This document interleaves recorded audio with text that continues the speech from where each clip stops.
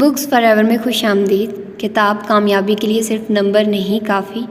یہ ایک انگلش کتاب جس کا نام ہے Y A student works for C student, اس کا ترجمہ کیا گیا ہے اور اس کو اردو میں ترجمہ کر کے دیا گیا ہے۔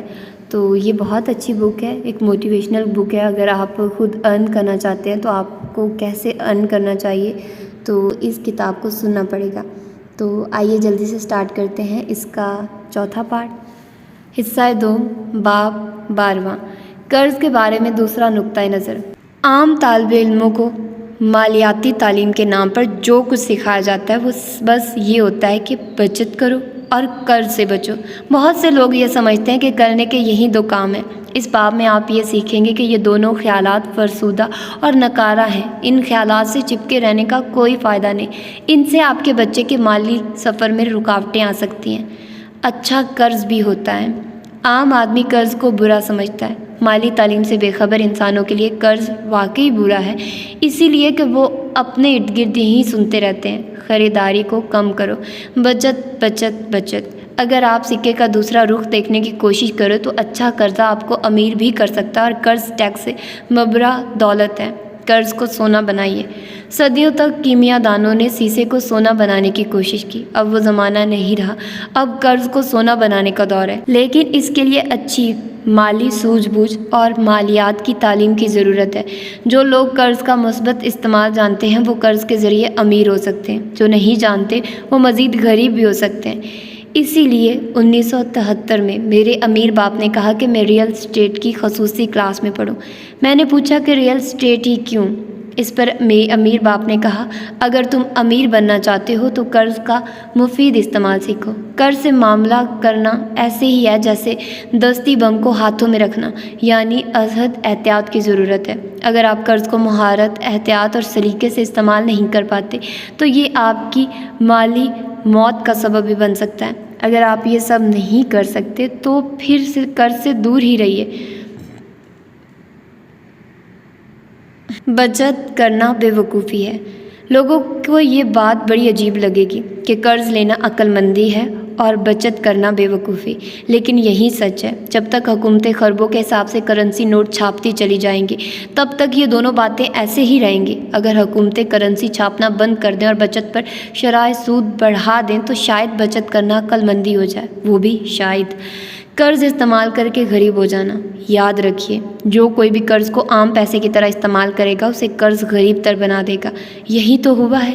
لوگوں نے اپنے تعلیمی قرض کو شاپنگ کرنے، قسطوں پر کار خریدنے یا قسطوں پر مکان خریدنے پر خرچ کر دیا، یعنی انہوں نے قرض کی رقم سے واجبات خریدے۔ یہی سبب ہے کہ بہت سے لوگ قرض لے کر مشکلات میں پھنس جاتے ہیں۔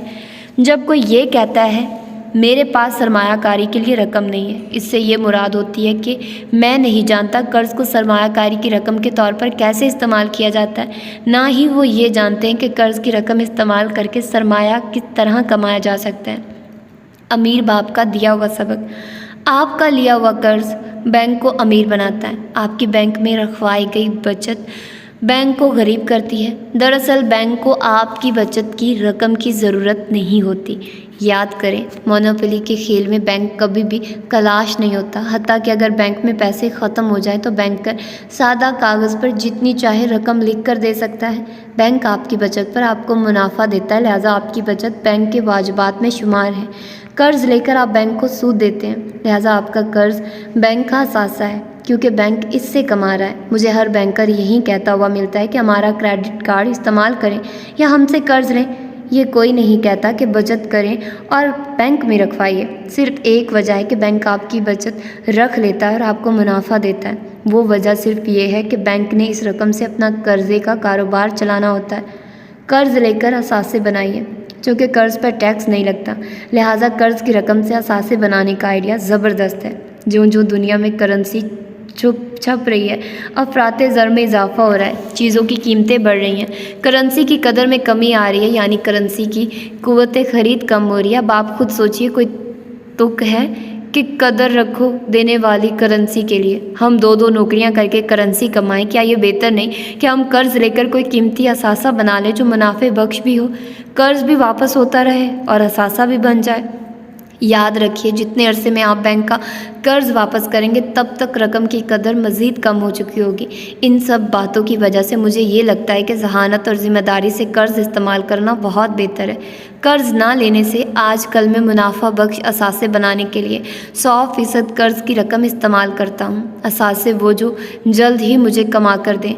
मैं अमूमन रियल स्टेट खरीदता हूँ। आप सोचिए, कर्ज में लिए गए वो डॉलर जिनकी कदर कम से कम तर हो रही है, उनके ज़रिए मैं नहायत कीमती रियल स्टेट असासे बनाता हूँ। ये कहना आसान है और मुश्किल करना। मुझे रियल स्टेट के कारोबार में कुछ वक्त गुजार कर अपनी साख बनानी पड़ी।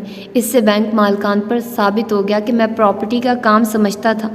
उन्होंने मुझ पर अपने बैंकों के सरमाए के दरवाजे खोल दिए। किम ने और मैंने पहले छोटे फ्लैट वाली इमारत खरीदी, फिर जब हमारा एतमाद बढ़ा तो हमने बड़ी इमारतें खरीद कर किराए पर देनी शुरू की। हमने मुसलसल अपनी गलतियों से सीखा और पहले से बेहतर अंदाज में बिजनेस किया। इस वक्त भी मेरा कर्जा करोड़ों अरबों में है, लेकिन ये वो कर्ज है जो मुझे बेइंतहा मुनाफा दे रहा है। क्या आपके दिल में ये ख्याल आया कि मेरी सारी दौलत किसी दिन कर्ज़ों की अदायगी में चली जाएगी? इसीलिए मैं मालियाती तालीम का इतना बड़ा वकील हूँ। मैं अब तक भी माली मामलात में नए नए नुकात सीखता रहता हूँ। कर्ज़ की रकम को ज़हानत, तदब्बुर और महारत से इस्तेमाल करना दरअसल लगातार सीखने का अमल है। कर्ज़े की इक़साम, कर्ज़ का फ़ायदेमंद इस्तेमाल, इसकी एहतियातें और महारतें, ये सब का सब माली तालीम का हिस्सा होना चाहिए। सियासी रहनुमाओं को माली मामलात की तालीम देना ज़रूरी है। मेरी राय में आलमी मालियाती बहरान दरअसल क़यादत का बहरान है। माली तालीम पर होने की वजह से आलमी सियासी कायदीन इक़्तिसादियात और माइशियत की समझ बूझ नहीं रखते। ज़्यादातर ए ग्रेड तालिब इल्म है जो रटी रटाई पढ़ाई पर भरोसा रखते हैं। इनमें से कोई भी हकीकी सरमायादार नहीं है, इसीलिए उन्हें सरमायादारियत और इक़्तिसादियात के बारे ज़्यादा इल्म नहीं है। हमारे मौजूदा रहनुमा कर्ज़ लेकर कर्ज़ अदा करने की पॉलिसी अपनाए हुए हैं, यानी वो कर्ज़ का मसला मज़ीद कर्ज़ लेकर हल करना चाहते हैं। ये कितनी गैर मंतकी बात है। एक और गैर मंतकी बात यह है कि कर्ज़ का मसला हल करने के लिए धड़ाधड़ करेंसी छापी जा रही है। इससे करेंसी की कदर गिरती जा रही है। बहुत से लोग ये समझते हैं कि कर्ज़ का मसला है, हालांकि कर्ज़ के मसले को दुरुस्त तरीके से हल ना करना मसला है। यह इस तरह कह लें कि मसला दरअसल ये है कि हमारे कौमी कायदीन के पास माली तालीम नहीं है। उन्हें मालूम होना चाहिए कि हमने कर्ज़ के ज़रिए किस तरह मुल्क व कौम को खुशहाल करना है। अपनी मालियाती कम इल्मी के बायस वो कर्ज़ लेकर मुल्क व कौम को मफलूकुल हाल बना रहे हैं। अगर इसी तरह चलता रहा तो हमारी माशियत का भट्ठा बैठ जाएगा और शायद शदीद आलमी कसाद बाजारी का दौरा हो जाए। इसलिए आप खुद और आपके बच्चे माली ज़हानत, माली तालीम और दौलत के अक्लमंदाना इस्तेमाल के बारे में मुसलसल सोचते रहें। यह किताब पढ़ने का फ़ैसला करके आपने पहला कदम तो उठा लिया है। अब आप इसी तरह मज़ीद सीखिए। बेखबरी में ख़ुद को कर्ज़ की दलदल में मत फंसाइए। बाखबर और होशियार होकर बैंक और उसके सरमाए को अपने मुफाद में इस्तेमाल करें। देखिए, ये माली कम इल्मी ही है जिसके बायस करोड़ों लोग बेयकीनी, खौफ और भूख के साए में ज़िंदगी बसर करने पर मजबूर हैं। मुझे लगता है कि हमारे लीडर हमें इस मुआशी बदहाली से निकालने की बसीरत नहीं रखते। हमें खुद ही अपने आप को और अपने बच्चों को माली तौर पर मुस्तहकम करने का सोचना है। कर्ज़ के बारे में आखिरी बात यह है, हम कर्ज़ लेकर गरीब भी हो सकते हैं और अमीर भी। चॉइस हमारी अपनी है। बच्चों को सिखाइए अच्छा कर्ज़ और बुरा कर्ज़ क्या होता है। कर्ज़ की मुख्तलिफ़ इक़साम, मसलन तालिब इल्म का कर्ज़, कार फाइनेंसिंग, मकान फाइनेंसिंग वगैरह। कर्ज़ की मुख्तलिफ़ इक़साम पर शरह सूद और मुद्दत का ताल्लुक़। कर्ज़ पर टैक्स नहीं देना पड़ता। क्रेडिट कार्ड और टैक्स। अच्छा कर्ज़ अमीर बनाता है जबकि बुरा कर्ज़ गरीब कर देता है। हिस्सा 2 बाब 13। टैक्स के बारे में दूसरा नुक्ता नज़र। जब भी वोटर मुतालबा करते हैं अमीर पर टैक्स लगाओ, तभी मिडिल क्लास वालों और गरीबों को ज़्यादा टैक्स देना पड़ जाता है और अमीर सफाई से बच निकलते हैं।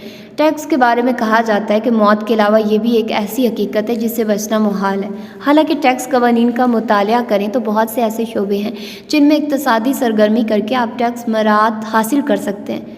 टैक्स सरमायादारों के मुवाफिक होते हैं। मुआशियात के अंदर 3 चीज़ें ऐसी हैं जिन्हें मार्केट में लाना चाहिए। 1 मज़दूर, 2 जायदाद, 3 सरमाया। تمام اے گریڈ طالب علم اسکول اس لیے جاتے ہیں کہ وہ کوئی ہنر یا علم حاصل کر لیں جسے وہ بطور کارکن بیچ سکیں۔ وہ اسکول اس لیے جاتے ہیں کہ بعد میں انہیں نوکری ملے۔ بہت ہی کم بچے ایسے ہوں گے جو اسکول میں پڑھنے کے بعد سرمایہ کاری یا جائیداد کی خرید و فروخت کا سوچتے ہوں۔ جو لوگ اپنی خدمات بیچتے ہیں وہ 4 خانوں والی تقسیم میں بائیں جانب آتے ہیں۔ جو لوگ سرمایہ اور جائیداد میں کاروبار کرتے ہیں وہ دائیں جانب ملتے ہیں۔ ہر کسی کی ٹیکس کی شرح دیکھیے۔ امریکہ میں ٹیکس پرسنٹیج پیڈ پر quadrant: E 40%، B 20%، S 60%، I 0%۔ بائیں جانب آپ جتنا زیادہ کمائیں گے اتنا زیادہ ٹیکس دیں گے، دائیں جانب آپ جتنا زیادہ کمائیں گے اتنا ہی کم ٹیکس دیں گے۔ بائیں جانب کے لوگ سخت محنت کر کے زیادہ کمانا چاہتے ہیں، دائیں جانب والے زیادہ محنت کیے بغیر کیش فلو کے ذریعے اپنی جائیدادوں اور کارآمد سرمایہ کاری سے کماتے ہیں۔ اس لیے کہتا ہوں کہ بچوں کا مت ذہن بناؤ کہ اسکول پڑھو اور نوکری کرو، بلکہ یہ کہو پڑھائی کرو، اس دوران مالی ذہانت سیکھو اور کاروبار کا سوچو۔ اس کا یہ مطلب نہیں کہ امیر بالکل محنت نہیں کرتا، محنت بہت کرتا ہے، لیکن اپنے لیے، اپنے کاروبار کے لیے وہ اپنا ہنر، مہارت یا خدمات دوسروں کو نہیں بیچتا۔ امیر لوگ جو کماتے ہیں ان کا اپنا ہوتا ہے۔ حکومت کو مدد کی ضرورت ہے۔ حکومت اس کاروبار پر ٹیکس میں چھوٹ دیتی ہے جس کی اسے ضرورت ہو، مثلاً تیل کی تلاش یا مکانات بنا کر فراہم کرنا۔ اسی طرح حکومت اس بندے سے بھی کم ٹیکس لیتی ہے جو نوکریاں مہیا کر رہا ہے۔ اس طرح وہ حکومت سے یہ کہتا ہے کہ میں نے لوگوں کو روزگار دیا ہے، جتنے لوگ روزگار پر ہوں گے حکومت کو اتنا ہی ٹیکس ملے گا۔ جاؤ ان سے جا کر ٹیکس لو جنہیں میں تنخواہیں دیتا ہوں، وہ بھی تو میرا دیا ہوا ہی ٹیکس ہوگا۔ امید ہے آپ بات سمجھ گئے ہوں گے۔ ہر ملک کے ٹیکس قوانین میں اس طرح کی رعایتیں ہوتی ہیں۔ ان کا مطالعہ کر کے کسی اچھے ٹیکس وکیل کی مدد حاصل کر کے بھرپور فائدہ اٹھانا چاہیے۔ کیش فلو کی گیم میں ایک اندرونی دائرہ ہے، یہ بلی دوڑ کا دائرہ ہے۔ ملازمین، اسٹاک مارکیٹ میں لگانے والے، دوسروں کے ہاتھ پیسہ دے کر سرمایہ کاری کرنے والے اندر کے دائرے کے لوگ ہیں۔ باہر فاسٹ ٹریک ہے، امیر لوگ یہاں سرمایہ لگاتے ہیں، جتنا سرمایہ اتنا فائدہ، اور وہ بھی تیز فاسٹ ٹریک۔ سب سے زیادہ ٹیکس کون دیتا ہے؟ ٹیکس نظام بائیں خانوں ای اور ایس پر زیادہ ٹیکس لاگو کرتا ہے۔ زیادہ ٹیکس دینے والے مندرجہ ذیل افراد ہیں جو نوکری کرتے ہیں، جن کے پاس صرف ایک گھر ہے، جو رقم بچاتے ہیں، جو ریٹائرمنٹ پر تکیہ کر کے بیٹھے ہوں۔ یہ سب لوگ اپنی ہر چیز پر عام انکم ٹیکس دیتے ہیں۔ جتنا زیادہ یہ کماتے ہیں اتنا ہی زیادہ ٹیکس دیتے ہیں۔ سوال: کیا وجہ ہے کہ ریٹائرمنٹ کی مراعات حاصل کرنے والے بھی زیادہ ٹیکس دینے والوں میں شمار ہیں؟ کیا یہ پینشن ٹیکس فری نہیں ہے؟ جواب: یہ سوچنے کے زاویے پر منحصر ہے۔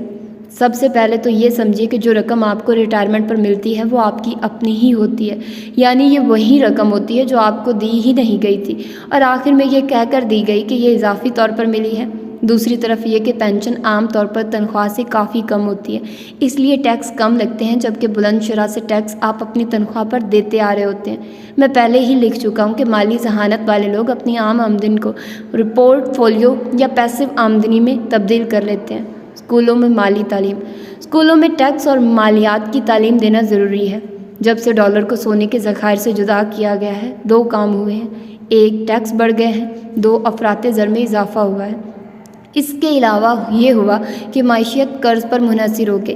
اس وقت امریکہ کا قومی قرض $16 ٹریلین ہے اور یہ بڑھ رہا ہے۔ ہمارے ٹیکسوں کی رقم اس قرض کا سود ادا کرنے میں خرچ ہو رہی ہے۔ یہ ڈالر عموماً ہمارے ملکوں میں چلے جاتے ہیں جہاں سے ہمیں مال آتا ہے، مثلاً چین۔ جتنی کرنسی زیادہ چھپتی ہے اتنی ہی کرنسی کی قوت خرید کم ہوتی ہے۔ مثال کے طور پر آپ تیل کی قیمتوں میں ہونے والے مسلسل اضافے کو دیکھ سکتے ہیں۔ چند باتیں: مختصراً مندرجہ ذیل لوگ کم سے کم ٹیکس دیتے ہیں۔ دوسروں کو نوکریاں دینے والے، قرض دار، ریئل اسٹیٹ کے سرمایہ کار، اشیاء ضرورت بنانے، اگانے یا پیدا کرنے والے۔ مالیاتی تعلیم: ٹیکس کی تعلیم کے بغیر مکمل نہیں ہو سکتی۔ اپنے بچوں کو ٹیکس کے بارے میں بتائیے۔ اگر آپ کاروباری فرد ہیں تو خود آپ کو بھی ٹیکس کی شرح اور کم ٹیکس دینے کے طریقے معلوم ہونے چاہیے۔ اپنے بچے کو بتائیے کہ کاروباری فرد کا بڑا خرچ ٹیکس ہوتے ہیں۔ جب اس کی سمجھ بوجھ پڑے تو اسے اپنی ٹیکس ریٹرن پڑھائیے۔ ٹیکس کے سکے کے بھی دونوں رخ دیکھنا ضروری ہے۔ حصہ دوم، باب 14۔ الفاظ کے بارے میں ایک نقطۂ نظر۔ عملی زندگی میں الفاظ کی بہت اہمیت ہے۔ ہم جو الفاظ استعمال کرتے ہیں ویسے ہی ہم بن جاتے ہیں۔ معاشیات کی کلاس میں بھی ہم لفظوں کے ذریعے پڑھاتے ہیں اور لفظوں کے ذریعے پڑھتے ہیں، لہٰذا لفظ بہت اہم ہے۔ امیر لوگ امیرانہ الفاظ استعمال کرتے ہیں۔ مڈل کلاس والے الفاظ برتتے ہیں۔ غریب لوگ غریب الفاظ سے کام چلاتے ہیں۔ غریبوں کے پسندیدہ الفاظ یہ ہیں: میں یہ چیز خریدنے کی استطاعت نہیں رکھتا۔ امیر اس طرح کہتے ہیں: میں یہ چیز خریدنے کی استطاعت کس طرح پیدا کر سکتا ہوں؟ یہ بات پلے سے باندھ لیں۔ اگر آپ اپنی زندگی بدلنا چاہتے ہیں، اپنے الفاظ بدل لیں۔ پیسہ بولتا ہے۔ امیر باپ کا خیال تھا کہ پیسہ بہت اچھی زبان بولتا ہے۔ وہ کہتا تھا، پیسے کی اپنی زبان ہوتی ہے جو اسکولوں میں نہیں پڑھائی جاتی۔ اگر تم امیر ہونا چاہتے ہو تو پیسے کی زبان سمجھو اور سیکھو۔ اسکول ٹیچرز کی زبان بولتے ہیں۔ حقیقی دنیا میں پیسے کی زبان چلتی ہے۔ فزکس، کیمسٹری کی زبان اور فعل اسم پڑھنا بھی اہم ہوگا، لیکن سب سے اہم وہ زبان ہے جو پیسہ بولتا ہے۔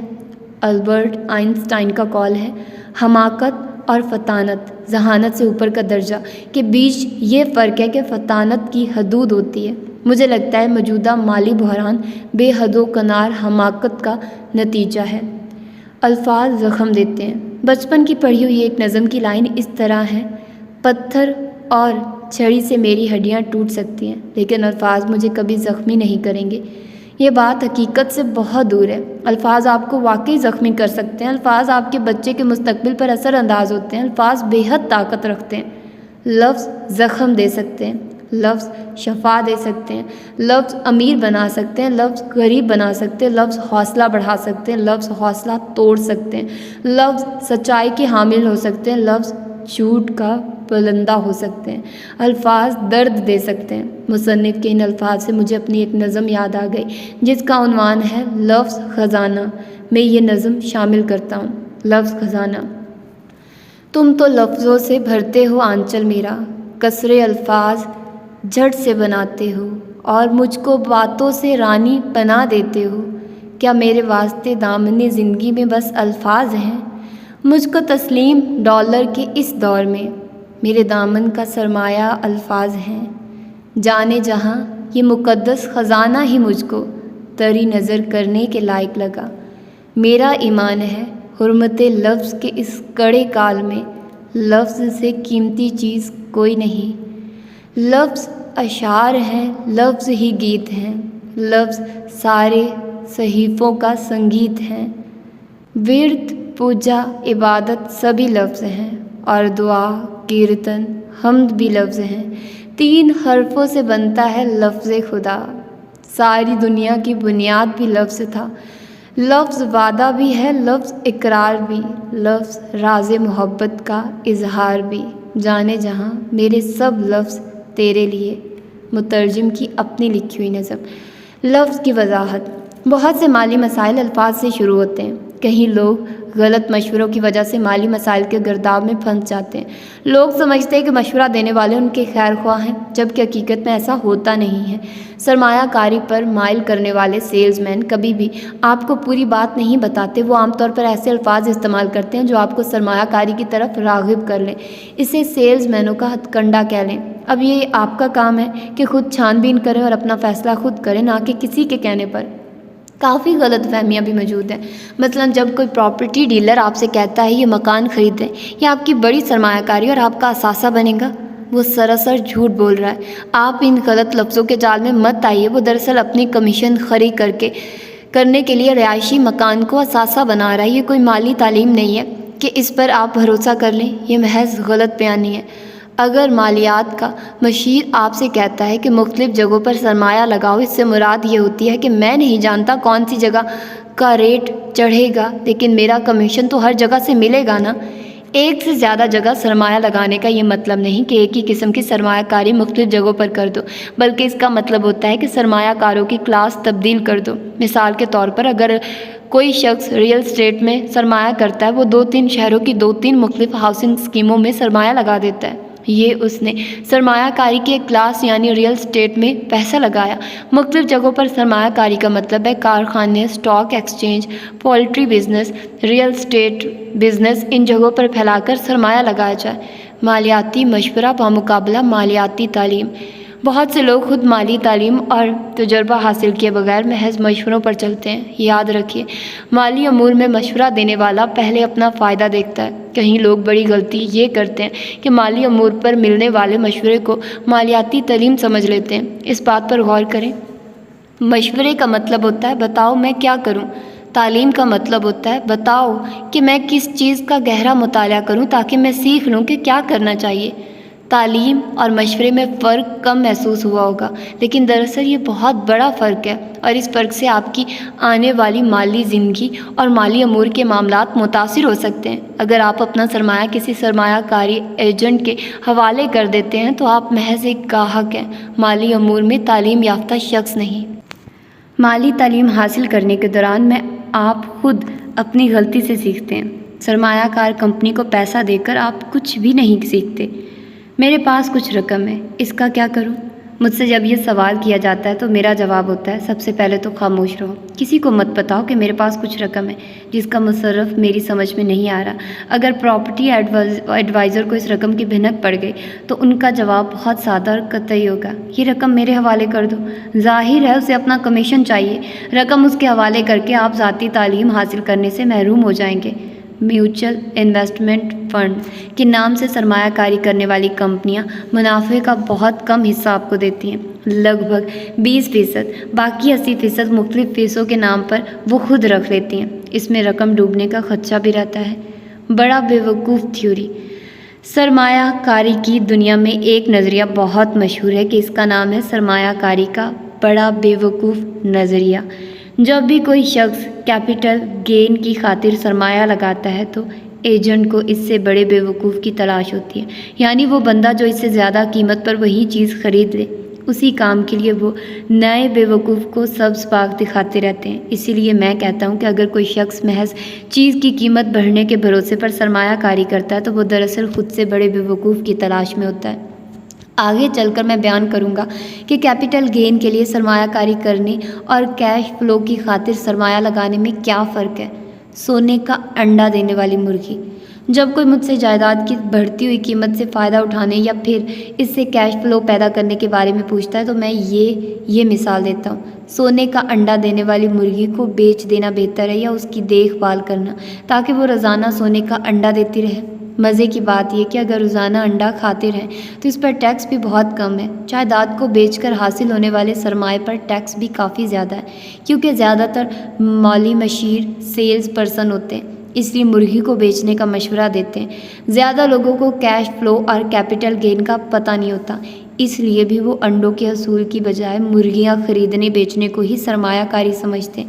حالانکہ مرغی جائیداد رکھنا جو لگاتار انڈے پیداوار دے جسے بیچا جا سکے کہیں زیادہ منافع بخش ہے۔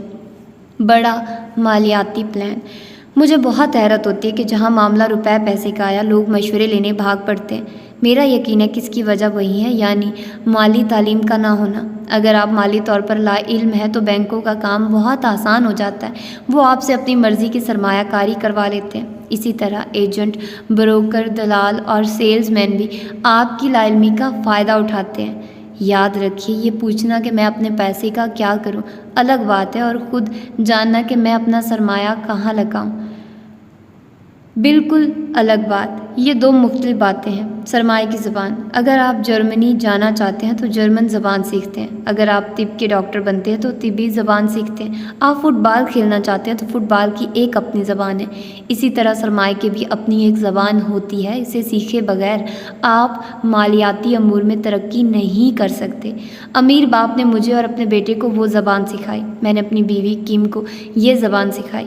ہم نے جلد کیش فلو کا ایک مضبوط نظام تشکیل دیا اور جلد ریٹائر ہو گئے تاکہ ہم باقی کام کر سکیں۔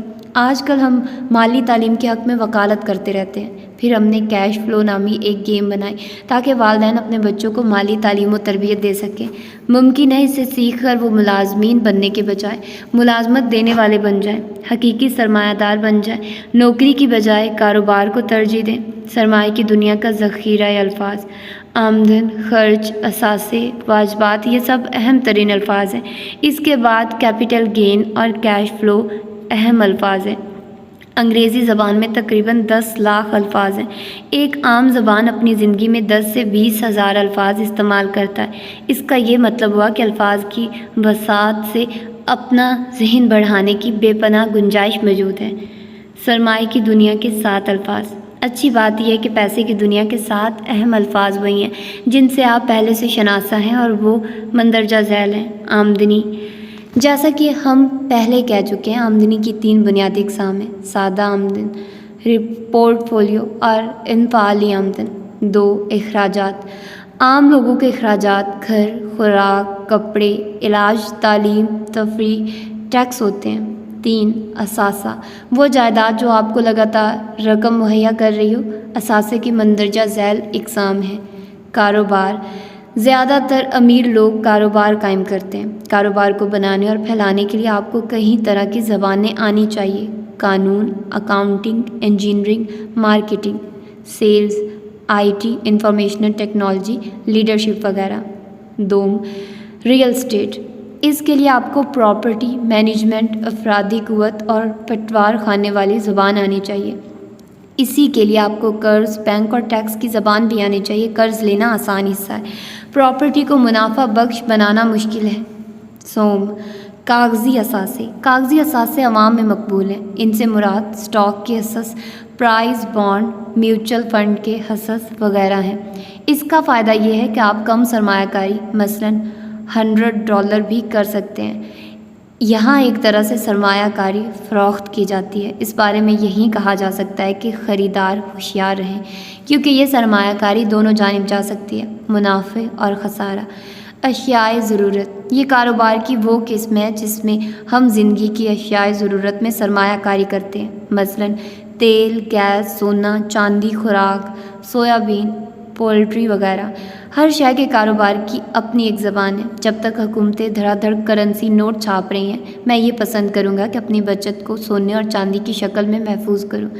کون سے اثاثے بہتر ہیں؟ اگر آپ کاروباری ذہن رکھتے ہیں تو کاروبار اور ریئل اسٹیٹ آپ کے لیے بہتر ہے۔ ان کاموں میں کافی مشقت، ذہانت، استقلال، صبر اور مہارت چاہیے۔ سیکھنے کے لیے یہ شعبے بہترین ہیں۔ اگر آپ کسی بھی وجہ سے کاروباری فرد نہیں بننا چاہتے تو کاغذی اثاثے اور اشیاء ضرورت میں سرمایہ کاری آپ کے لیے فائدہ مند ہوگی۔ کم سوجھ بوجھ کے ساتھ زیادہ منافع کمانے کے لیے یہ شعبے اچھے ہیں۔ سونا، چاندی یا حصص کو مایہ دولت کہتے ہیں۔ پوری دنیا میں کسی بھی وقت اس دولت کو آنن فانن بیچا جا سکتا ہے۔ واجبات، قسطوں پر گھر، کار لینا، تعلیم کے لیے قرض لینا، کریڈٹ کارڈ کا قرض، یہ سب واجبات ہیں جو آپ کی جیب سے رقم نکالتے ہیں۔ کیش فلو کی گیم میں ایسی تکنیک سکھائی جاتی ہے کہ آپ واجبات والی شے سے بھی منافع نکالتے ہیں۔ مثلاً آپ نے کرائے پر دیا گیا اپارٹمنٹ بلاک خریدا، اب آپ ان کی قسطیں واجبات ادا کر رہے ہیں، لیکن آپ یہ واجبات کرائے کی مد میں حاصل ہونے والی رقم سے ادا کر رہے ہیں اور اپنا منافع بھی کما رہے ہیں۔ اس صورت کو میں کہتا ہوں کہ واجبات کو بھی اثاثوں میں تبدیل کیا جا سکتا ہے، لیکن اس کے لیے ماہر کاروباری فرد ہونا ضروری ہے۔ قرض ظاہر کرتا ہے، واجبات میں شمار ہے، لیکن قرض اثاثہ بھی ہو سکتا ہے۔ اگر آپ قرض پر لی گئی رقم ایسی جگہ لگائیں جہاں سے یقینی اور مستقل آمدن ہو رہی ہو۔ 6 کیش فلو، امیر باپ کے نزدیک مالیاتی زبان کے سب سے اہم 2 الفاظ یہی ہیں: کیش اور فلو، یعنی رقم کا بہاؤ۔ کاروبار، جائیداد، حصص، کسی بھی چیز سے منافع پیدا کرنا اور اس منافع کو لگاتار اپنی جیب میں ڈالتے رہنا۔ 7 اصول دولت، کیپٹل گین۔ اصول دولت اس وقت ممکن ہوتا ہے جب کسی اثاثے کی قدر و قیمت وقت کے ساتھ بڑھتی ہے۔ مثال کے طور پر آپ نے $100 کے کچھ حصص خریدے جن کی قیمت 3 ماہ بعد $150 ہو گئی۔ $50 کا اصول دولت آپ نے کیا جس پر ٹیکس اس کی اپنی شرح سے لگے گا۔ پیسہ گفتگو کرتا ہے۔ اگر آپ کی مالی ذہانت بڑھ رہی ہے تو آپ پیسے کی گفتگو سمجھنا شروع ہو جائیں گے۔ جب آپ کو پتہ چل جاتا ہے کہ پیسہ کیا کہہ رہا ہے تو سمجھیے آپ کی مالی تعلیم و تربیت کافی ہوگی۔ اب تک کی گفتگو سے آپ یہ بخوبی سمجھ گئے ہوں گے کہ آپ کے بچے کے لیے کون سا ذخیرہ الفاظ بہتر ہے، اسکول والوں کا پڑھو، نوکری کرو، گھر بناؤ، قرض مت لو، یا پھر یہ والا ذخیرہ الفاظ جو رقم، سرمائے، روپے، پیسے، کاروبار، لین دین سے متعلق ہے۔ آنے والے وقت میں جب کہ معاشی بحران بھی ہوں گے، آپ کا بچہ کس ذخیرہ الفاظ کے ساتھ محفوظ تر ہے؟ امیر باپ کا سبق: اگر گھرانے کے سربراہ کا مالی میزانیہ کمزور ہے تو پورا گھرانہ متاثر ہوتا ہے۔ اگر کسی کاروباری ادارے کی مالیاتی اسٹیٹمنٹ کمزور ہے تو تمام مالکان و ملازمین تکلیف اٹھاتے ہیں، اور اگر کسی ملک کا مالیاتی میزانیہ خسارے میں ہے تو اس ملک کے تمام شہری تکلیف اٹھاتے ہیں۔ مالی میزانیہ سرمایہ کی دنیا کا اسی طرح مرکز ہے جیسے سورج نظام شمسی کا مرکز ہے۔ یہ بات ذہن میں رکھیے کہ بچے کے ساتھ آپ جس طرح کے الفاظ استعمال کریں گے اسی طرح کا اس کا ذہن بنے گا اور اس طرح کی زندگی کے خواب دیکھے گا اور پھر ان خوابوں میں تعبیر کے رنگ بھرے گا۔ لفظ ہی گوشت پوست کا انسان بنتے ہیں۔ کیش فلو یا مونوپلی کھیلتے ہوئے جب بچے خرید و فروخت، کرایہ، سرمایہ، اثاثہ جیسے الفاظ برتیں گے تو وہی لفظ گویا ان کا گوشت پوست بنیں گے۔ الفاظ، اصطلاحات اور ان کے تعلقات بطور ایک کاروباری فرد کے کیش فلو یا مونوپلی گیم کھیلنے والے لوگ فقط معاشی، اقتصادی اور مالی اصطلاحات سے ہی آگاہ نہیں ہوتے بلکہ وہ ان کے باہمی تعلق سے بھی آگاہ ہو جاتے ہیں۔ مثال کے طور پر اگر کوئی شخص اثاثہ بناتا ہے تو ساتھ ہی اس کی آمدن بڑھ جائے گی۔ لفظوں کے مابین حقیقی تعلق جاننا نہایت اہم ہے۔ لفظوں کی طاقت پر گفتگو کریے، اپنے بچوں کو لفظوں کی طاقت سے آگاہ کریے۔ میرے امیر باپ نے مجھے اور اپنے بیٹے کو کبھی یہ نہیں کہنے دیا میں یہ چیز نہیں خرید سکتا، I can't afford this، بلکہ یہ کہنا سکھایا میں خرید لوں گا۔ میرے اپنے گھر میں یہ بار بار کہا جاتا تھا میں یہ چیز افورڈ نہیں کرتا۔ لفظوں میں یہ طاقت ہے کہ وہ شخصیت کو تعمیر بھی کر سکتے ہیں اور منہدم بھی۔ لفظ با اختیار بنا سکتے ہیں، کچھ کرنے کی تاریخ دے سکتے ہیں۔ لفظ افراد کو برباد اور بددل بھی کر سکتے ہیں۔ لفظوں میں ایک جادو ہے اور یہ اختیار ہمارے پاس ہے کہ ہم اپنے لیے کون سے الفاظ منتخب کرتے ہیں۔ روپے، پیسے اور کاروبار سے متعلق الفاظ کا ذخیرہ اپنے بچے کے ذہن میں ڈالتے رہیے تاکہ وہ ان الفاظ سے مانوس ہو۔ کوئی ایک لفظ چن لیں، پاس ایک ڈکشنری لغت لکھ لیں، اس لفظ کی تعریف، ممکنہ استعمال، معنی اور جملے میں استعمال کر کے بچوں کو سکھائیے۔ حصہ سوم: اپنے بچے کو اضافی فوائد دیجیے۔ ان اداروں کے حقیقی مقاصد: بینک، اسٹاک ایکسچینج، حکومتی ٹیکس ادارے، پینشن کے فنڈز۔ حصہ سوم: تعارف۔ مالی تعلیم ویسے تو اسکول کالج میں بھی ضروری ہے، لیکن اگر آپ اپنے بچوں کو گھر پر خود مالی تعلیم دیں گے تو بچے کو یہ فائدے ہوں گے: 1. وہ زیادہ دولت کمائے گا۔ 2. وہ زیادہ دولت سنبھال سکے گا۔ 3. وہ دولت کی حفاظت کرنا سیکھ جائے گا۔ 1850 میں فرانسیسی ماہر اقتصادیات فریڈرک بستیات نے لکھا تھا لوگ ریاست کے خرچ پر زندگی گزارنا چاہتے ہیں، وہ یہ بات بھول جاتے ہیں کہ خود ریاست ان کے خرچ پر چلتی ہے۔ فریڈرک نے یہ بھی لکھا کہ امیر طبقات حکومت کے ساتھ مل کر قانونی لوٹ مار کرتے ہیں۔ یہ بات درست ہے کہ مراعات یافتہ طبقات کا حکومتوں پر اثر و رسوخ ہوتا ہے، وہ قانون سازی کے عمل پر بھی اثر انداز ہوتے ہیں۔ بڑی بڑی کارپوریشنیں، کمپنیاں اور پرائیویٹ بزنس کے ادارے حکومتی نمائندوں کو اپنی مٹھی میں رکھتے ہیں اور اپنے حق میں قانون سازی کرواتے ہیں۔ یہ سارا کام دوسروں کی مدد کے نام پر ہوتا ہے۔ میں پھر کہوں گا کہ یہ مسئلہ مالی تعلیم ہی کا ہے۔ جب بچوں سے یہ کہا جائے گا کہ پڑھو، نوکری کرو اور ریٹائرمنٹ پلان میں سرمایہ کاری کرو تو بینکوں کے پاس بہت پیسہ آئے گا اور میرے شراکت دار اس پیسے کو قرض کی صورت میں حاصل کر کے تیل کے کنویں اور رہائشی اپارٹمنٹ کے بزنس پہ لگا کر خوب منافع کمائیں گے۔ اس سے ہوا کیا؟ غریبوں کا پیسہ امیروں کی جیب میں آ گیا۔ فریڈرک مزید لکھتا ہے کہ امیروں کی جانب سے اس قانونی لوٹ مار کے جواب میں غریب بھی سوشلسٹ قانونی لوٹ مار کرتے ہیں۔ اس سے مراد سوشل سیکیورٹی، حکومتی تعلیم، مفت علاج وغیرہ۔ وہ کہتا ہے کہ دونوں طرح کی لوٹ مار بند ہونی چاہیے ورنہ نقصان ہوگا۔ دیگر مصنفین کی طرح فریڈرک بھی خواب و خیالوں کی ریاست میں رہتا تھا۔ حقیقی دنیا میں معاملات اور طرح چلتے، طبقوں کے مابین معاشی کشمکش ایک اصول کی طرح ہے۔ ان دونوں کی لوٹ مار کے بیچ عام شہری پس رہے ہیں۔ جب کسی قصبے میں بڑا شاپنگ سٹور آتا ہے تو کئی چھوٹی دکانوں کے بزنس کو نقصان پہنچتا ہے۔ اس طرح ایک دوڑ لگ جاتی ہے جس میں ہر کوئی اپنا فائدہ سوچتا ہے اور بعض اوقات دوسرے کا بزنس ڈاؤن کر کے اپنا کاروبار چمکاتا ہے۔ اس کشمکش میں مزدور بے روزگار ہو جاتے ہیں۔ معاشی مفادات کے ٹکراؤ میں وہی شخص محفوظ رہے گا جس کے پاس بہتر معاشی تعلیم ہوگی۔ ان حالات میں آپ اپنے بچے کو مالیاتی تعلیم کے لیے تیار کریں۔ آنے والے دنوں میں دونوں طرف سے قانونی لوٹ مار میں اضافہ ہوگا۔ عدالتوں میں مالی ہرجانے کے مقدمات بڑھتے جا رہے ہیں۔ منشیات، اغوا برائے تاوان اور چوری ڈاکے کے واقعات بڑھتے جا رہے ہیں۔ شاید کئی لوگوں کے لیے جرائم کے ذریعے پیسہ کمانے کے علاوہ کوئی راستہ نہیں بچا۔ سفید کالر جرائم بھی بڑھ گئے ہیں۔ ہماری قوم میں ایسے لوگ بڑھتے جا رہے ہیں جو حکومتی مراعات کی آس پر زندگی گزارتے ہیں۔ ایسا لگتا ہے جیسے اب امریکہ ایک سرمایہ دار ملک کے بجائے سوشلسٹ ملک بن گیا ہے۔ سابق برطانوی وزیر اعظم مارگریٹ تھیچر نے کہا تھا، سوشلسٹ حکومتیں اقتصادی طور پر افراتفری پیدا کرتی ہیں۔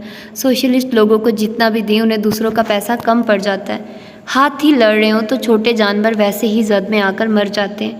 اس کتاب کا حصہ سوم آپ کو یہ سکھائے گا کہ آپ مالی تعلیم کے ذریعے کس طرح اپنے بچوں کو دوسروں سے بڑھ کر کچھ فائدے دے سکتے ہیں۔ یاد رکھیے، مالی تعلیم دفاع کا بہترین ہتھیار ہے۔ حصہ سوم، باب 15، خدا اور سرمایہ۔ ایک نقطۂ نظر۔ حضرت محمد صلی اللہ علیہ وآلہ وسلم کی ایک بات مجھے سوچنے پر مجبور کرتی ہے۔ کسی شخص کی حقیقی کمائی وہ اچھے کام ہے جو وہ اس دنیا میں کرتا ہے۔ مجھے لگتا ہے خدا یہ دیکھتا ہے کہ میری دی ہوئی صلاحیتوں اور نعمتوں کو میرا بندہ کس طرح استعمال کرتا ہے، اور یہ بھی دیکھتا ہے کہ اچھے کاموں کے لیے استعمال کرتا ہے یا نہیں۔ تو خدا کس چیز سے زیادہ پیار کرے گا؟ امکان یہی ہے کہ اسی سے جو اپنی صلاحیتوں، نعمتوں، خزانوں اور وقت کو دوسروں کی خدمت کے لیے وقف کرے گا۔ کتاب مقدس بائبل کے اندر کئی ایسی آیات ہیں جو روپے پیسے سے متعلق ہیں، حتیٰ کہ دولت، قرض، بینکر، سخاوت اور لالچ کے بارے میں کئی آیات ملتی ہیں۔ ان آیات کو پڑھنے والے اپنی اپنی سوچ کے مطابق سمجھتے ہیں اور منتخب کرتے ہیں۔ غریب لوگ ان آیات پر کان دھرتے ہیں جو دولت کی برائیوں سے متعلق ہیں۔ مڈل کلاس لوگ ان آیتوں پر دھیان دیتے ہیں جو صبر، شکر اور موجودہ و میسر پر قناعت کا درس دیتی ہیں۔ امیر لوگ ان آیتوں کو سننا پسند کرتے ہیں جن میں بتایا گیا ہو کہ خدا کیسے اپنے پیارے بندوں کو نوازتا ہے۔ اگرچہ میں بہت زیادہ مذہبی انسان نہیں ہوں، پھر بھی روحانی اور مذہبی تعلیم نے مجھے بہت فائدہ دیا ہے۔ اس تعلیم نے میری ذاتی زندگی، جنگ اور کاروبار میں کئی سخت مقامات پر مجھے رہنمائی اور حوصلہ اور زندگی دی۔ جب میں اس باب میں لفظ خدا استعمال کرتا ہوں تو اس سے کسی خاص مذہب کا خدا نہیں بلکہ ایک روحانی ہستی مراد ہے۔ میں لفظ گاڈ کو ایک مخفف کے طور پر بھی لیتا ہوں، یعنی جنرل اوور آل ڈائریکٹر۔ مجھے اسٹیو جابز کی یہ بات پسند ہے، آسمان کے بہت سے دروازے ہیں۔ میں مارک ٹوین کے اس جملے کو بھی پسند کرتا ہوں، میں خود کو جنت یا دوزخ میں سے کسی ایک سے وابستہ نہیں کرتا۔ ظاہر ہے دونوں جگہوں پر میرے دوست موجود ہیں۔ مجھے جوئل آسٹن کی یہ بات اچھی لگتی ہے، میں خدا پر چھوڑنا پسند کروں گا کہ کون جنت میں جائے گا اور کون دوزخ میں۔ میں مذہبی آزادی کی بھی حمایت کرتا ہوں، بشمول ان کی جو خدا پر ایمان نہیں رکھتے۔ مجھے وہ لوگ پسند نہیں جو اپنے مذہبی نظریات دوسروں پر مسلط کرتے ہیں، اس لیے میرا ایسا کوئی ارادہ نہیں کہ اپنے مذہبی خیالات آپ پر مسلط کروں۔ جب میں 10 سال کا تھا ہمارے شہر میں ایک نیا مسیح مبلغ آیا۔ وہ نوجوان، خوش شکل اور کنوارا تھا۔ اس کا تعلق ٹیکساس سے تھا۔ وہ زندگی کے بارے میں عام انداز میں تبلیغ کرتا تھا۔ نوجوان اس کے گرویدہ ہو گئے۔ ہر وقت اس کے پاس گٹار ہوتی ہے جسے وہ کسی بھی وقت بجا کر گا سکتا تھا۔ شہر کے نوجوان اپنی رضا و رغبت سے گرجا گھر جانے لگے۔ وہ صرف 18 ماہ رہا۔ ان 18 ماہ میں نے خدا، دولت، مذہب اور روحانیت کے بارے میں بہت کچھ سیکھا۔ میں اپنی مرضی سے چرچ جاتا تھا۔ اس کے بعد ایک ادھیڑ عمر پادری آیا جو ہر وقت خدا کے غصے سے ڈراتا رہتا تھا۔ اگرچہ وہ مختصر الوجود تھا لیکن کھانے کا بہت شوقین تھا۔ جب اس کی بیوی اور 6 بچے آ گئے تو وہ ہر ہفتے مذہبی عشائیہ کرواتا تھا تاکہ اس کے بچوں کو کم از کم ایک دن تو مفت کھانا مل جائے۔ اپنے وعظ میں وہ اکثر امیروں پر لعن طعن کرتا تھا اور غریبوں کے حق میں بائبل کے آیات پڑھتا تھا۔ وہ چرچ کو پیسے دینے پر بہت زور دیتا تھا۔ مجھ ایسے نوجوان پر یہ بات جلد ہی کھل گئی کہ مذہبی تعلیم اور روحانی تعلیم میں کیا فرق ہے۔ نوجوان مبلغ گٹار بجا کر زندگی گزارنے کے روحانی اسباق دیتا تھا۔ بعض میں آنے والے مبلغ خدا سے ڈرا کر مذہب کی طاقت کی دھاک بٹھانا چاہتا تھا۔ وہ توہم پرست تھا۔ اس کے نزدیک زندگی یا سفید ہے یا سیاہ، اس کے بیچ گرے رنگ کا کوئی وجود نہیں ہے۔ وہ دوسرے مذاہب کے لیے بہت کم برداشت رکھتا تھا۔ نیا مبلغ بہت اچھا مقرر تھا۔ گرجا گھر کی حاضری بڑھنے لگی، لیکن اس کی باتیں سننے والے لوگ تبدیل ہونا شروع ہو گئے۔ ایک مذہب، مختلف پیغام۔ نوجوان مبلغ نے خدا کے پیار کا پیغام دیا۔ ادھیڑ عمر پادری خدا سے ڈرانے کا کام کرتا تھا۔ نوجوان مبلغ روپے پیسے کے ساتھ سخاوت اور فیاضی کا ذکر کرتا تھا۔ ادھیڑ عمر پادری روپے پیسے کے ساتھ لالچ کو جوڑتا تھا۔ نوجوان مبلغ اس خدا کی بات کرتا تھا جو ہمارے اندر ہے۔ ادھیڑ عمر پادری کے نزدیک خدا ہم سے باہر کہیں رہتا ہے۔ مذہب کے سکے کے دونوں رخ جاننا ایک زبردست تجربہ تھا۔ میں نے ادھیڑ عمر پادری والے چل جانا بند کر دیا اور اپنے لیے کوئی روحانی رہنما تلاش کرنے لگا۔ روحانی تعلیم۔ نوجوان پادری نے مذہبی تعلیم کی بجائے روحانی تعلیم پر توجہ مرکوز کی۔ بائبل اور یسوع مسیح کے بارے میں بتانے کے ساتھ ساتھ وہ ہمیں ہمارے اندر موجود روحانی طاقت کے بارے میں بھی بتاتا تھا۔ وہ آ کر کہتا تھا، ہم دنیا میں اپنی جنت اور جہنم پیدا کرنے کی طاقت رکھتے ہیں۔ اس نے ہمیں یہ بھی بتایا، خدا نے ہمیں پہلے ہی طاقت دے رکھی ہے، اب یہ ہم پر ہے اس طاقت کو تلاش کر کے کام میں لائیں۔ ویتنام کی جنگ میں کئی مواقع پر مجھے اس روحانی طاقت سے شناسائی ہوئی۔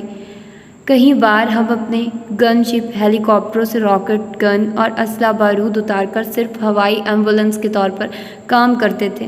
ہم نے اپنی سروس کے خطرناک اور حوصلہ مندانہ مشن جان بچانے کے لیے کیے۔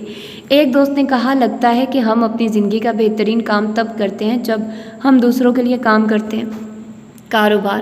نوجوان پادری کے روحانی سبق کو ساتھ لے کر میں کاروبار کی طرف آیا۔ اگر وہ اسباق نہ ہوتے تو شاید میں اتنی جلدی اتنا بڑا بزنس مین نہ بنتا اور نہ ہی میرے اخلاقی ضابطے اتنے اچھے ہوتے۔ دنیا ایسے لوگوں سے بھری پڑی ہے جو پیسے کی خاطر کچھ بھی کرنے کو تیار ہو جاتے ہیں۔ امیر باپ کہتا تھا، مجھے نہیں لگتا کہ خدا کو اس بات کا خیال ہے کہ ہم غریب ہوں یا امیر۔ خدا ہمیں ویسے ہی پیار کرتا ہے۔ ہاں، اگر آپ امیر ہونا چاہتے ہیں تو اپنے چرچ اور پادری کا انتخاب سوچ سمجھ کر کریں۔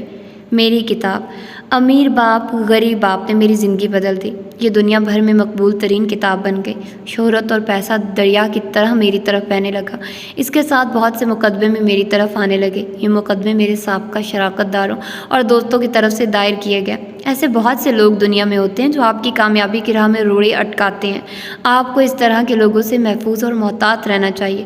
سچ تو یہ ہے کہ دولت حاصل کر لینے کے بعد اسے حاسدوں کی سے محفوظ بھی رکھنا پڑتا ہے۔ 2007 کے بحران کے بعد دنیا ایک طرح کا مالیاتی جہنم بن گئی ہے۔ اس جہنم میں جینے کے لیے 4 طرح کی تعلیم ضروری ہے: رسمی تعلیم، پیشہ ورانہ تعلیم، مالی تعلیم، روحانی تعلیم۔ اپنے گھر میں یہ بات زیر گفتگو لائیے کہ مذہب اور ایمان زندگی پر کیسے اثر انداز ہوتے ہیں۔ اس بات پر بھی گفتگو کریں کہ آپ کا عقیدہ کس طرح آپ کی دولت پر اثر انداز ہوتا ہے۔ مذہب کے اندر بعض اوقات روپے پیسے سے متعلق کافی کچھ مل جاتا ہے۔ ان میں سے کچھ ایسا بھی ہوتا ہے جو آپ کے لیے فائدہ مند ثابت ہو سکتا ہے۔ اپنے بچے کے ساتھ سخاوت کے موضوع پر گفتگو کریں۔ ذہانت، سچائی اور ایمانداری پر بات کریں اور بچے کو سمجھائیے کہ ان سب کا کاروبار کے متعلق کیا تعلق ہے۔ اپنے بچے کو بتائیے کہ روحانی خوشی کیا ہوتی ہے اور دوسروں کو پیسہ لوٹانے میں کتنی مسرت پوشیدہ ہے۔ تو یہ تھا اس کا چوتھا پارٹ اور یہ اس کا سیکنڈ لاسٹ پارٹ ہے۔ اگلا جو پارٹ ہوگا وہ اس کا لاسٹ پارٹ ہوگا۔ ہوپ سو کہ آپ لوگوں کو یہ 4 پارٹس پسند آئے ہوں گے، آپ لوگوں نے اس سے بہت کچھ سیکھا ہوگا۔ تو ملتے ہیں انشاءاللہ اس کے لاسٹ پارٹ میں۔ اپنا ڈھیر سارا خیال رکھیے گا۔ اللہ حافظ۔